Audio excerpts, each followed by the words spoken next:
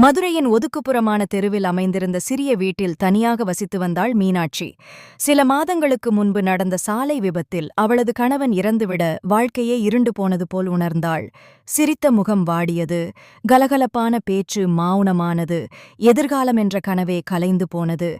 கணவனின் நினைவுகளே அவளுக்குத் துணையாக இருந்தன. ஆனால் அந்த நினைவுகள் அவளை மேலும் வேதனையில் ஆழ்த்தின. ஒருநாள் வழக்கம்போல் வீட்டின் பின்புறத் தோட்டத்தில் அமர்ந்து கண்ணீர் விட்டுக் கொண்டிருந்தாள் மீனாட்சி. அப்போது மெல்லிய ஒளியொன்று அவளைச் சூழ்ந்தது. பயத்தில் கண்களை இறுக மூடிக்கொண்டாள். சிறிது நேரம் கழித்து மெதுவாகத் திறந்தாள். அவளுக்கு முன் ஒளி வீசும் ஆடையுடன் சாந்தமான முகத்துடன் ஒரு தேவதை நின்றிருந்தாள். மீனாட்சிக்கு என்ன சொல்வதென்றே தெரியவில்லை. கனவா நனவா என்று புரியாமல் விழித்தாள். தேவதை மென்மையாகப் புன்னகைத்தாள். "அஞ்சாதே மீனாட்சி, நான் உன் தோழி, உன் துயரத்தைப் போக்கவே வந்துள்ளேன்" என்றாள். மீனாட்சிக்கு நம்பிக்கை வரவில்லை. "நீங்களா? தேவதையா? என் வாழ்க்கையில் ஏன் வருகிறீர்கள்?" என்று கேட்டாள். "ஒவ்வொரு துன்பத்திலும் ஒரு ஒளிக்கீற்று இருக்கும். அதை உனக்கு காட்டவே வந்துள்ளேன். உன் கணவன் உன்னை விட்டுப் போகவில்லை. அவர் உன் நினைவுகளிலும் உன் இதயத்திலும் எப்போதும் இருப்பார். நீ இழந்தது உன் வாழ்க்கையை அல்ல, உன் வாழ்வின் ஒரு பகுதியை மட்டுமே" என்றாள் தேவதை. தேவதையின் வார்த்தைகள் மீனாட்சிக்கு ஒருவித ஆறுதலை அளித்தன.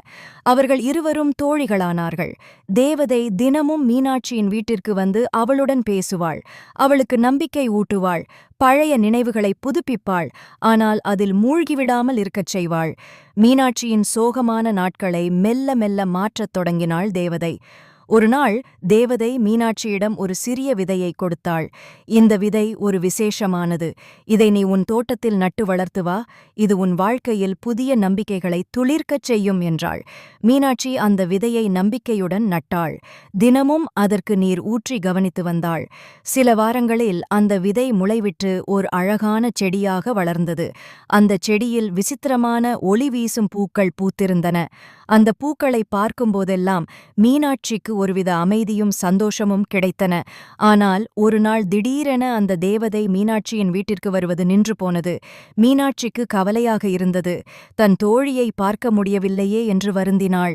அந்த ஒளி வீசும் பூக்களை பார்த்தாலும் முன்பு போல் சந்தோஷம் வரவில்லை. சில நாட்களுக்குப் பிறகு மீனாட்சிக்கு ஒரு கனவு வந்தது. அந்த கனவில் தேவதை தோன்றினாள். "மீனாட்சி, நீ இப்போது தனிமையில் இல்லை. உனக்குள்ளே இருக்கும் வலிமையையும் நம்பிக்கையையும் நீ உணர்ந்து விட்டாய். நான் உனக்கு வழிகாட்டவே வந்தேன். உன் வாழ்க்கையை நீயே மீட்டெடுக்க முடியும். அந்த ஒளி வீசும் பூக்கள் உன் நம்பிக்கையின் அடையாளம். நீ தைரியமாக முன்னேறு" என்று கூறி மறைந்தாள். மீனாட்சி விழித்தெழுந்தாள். கனவின் அர்த்தம் அவளுக்குப் புரிந்தது. தேவதை அவளுக்குத் துணையாக இருந்தது. அவளை தேற்றுவதற்காக மட்டுமல்ல, அவள் சொந்த காலில் நிற்க வேண்டும் என்பதற்காகவும் தான். அன்றிலிருந்து மீனாட்சி தன் வாழ்க்கையை மாற்றத் தொடங்கினாள். அவள் முன்பு கணவனுடன் சேர்ந்து நடத்தி வந்த சிறிய கைவினைப் பொருட்களை விற்கும் கடையை மீண்டும் திறந்தாள். முதலில் தயக்கமாக இருந்தாலும் அந்த ஒளி வீசும் பூக்களை பார்க்கும்போதெல்லாம் அவளுக்கு ஒரு புதுத் தெம்பு வந்தது. அவளுடைய கைவினைப் பொருட்கள் மிகவும் அழகாக இருந்ததால் கடைக்கு நிறைய வாடிக்கையாளர்கள் வரத் தொடங்கினார்கள். மீனாட்சி மீண்டும் சந்தோஷமாக பேசவும் சிரிக்கவும் தொடங்கினாள். அவளுடைய வாழ்க்கையில் புதிய நம்பிக்கை துளிர்விட்டது. ஒருநாள் கடைக்கு வந்த ஒரு வயதான பெண்மணி மீனாட்சியிடம் அந்த ஒளி வீசும் பூக்களைப் பற்றி விசாரித்தார். மீனாட்சி நடந்த எல்லாவற்றையும் அவரிடம் சொன்னாள். அந்த பெண்மணி ஆச்சரியத்துடன் மீனாட்சியை பார்த்தார். "இந்த பூக்கள் மிகவும் அபூர்வமானவை. இவை நம்பிக்கையின் சின்னம்.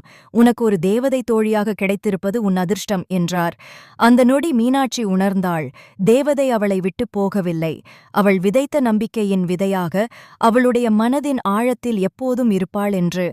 இழந்த வாழ்க்கையை அவள் மீட்டெடுத்தது தேவதையின் தயவால் மட்டுமல்ல, தனக்குள்ளிருந்த வலிமையையும் நம்பிக்கையையும் உணர்ந்ததால்தான் என்பதை அவள் ஆழமாக நம்பினாள்.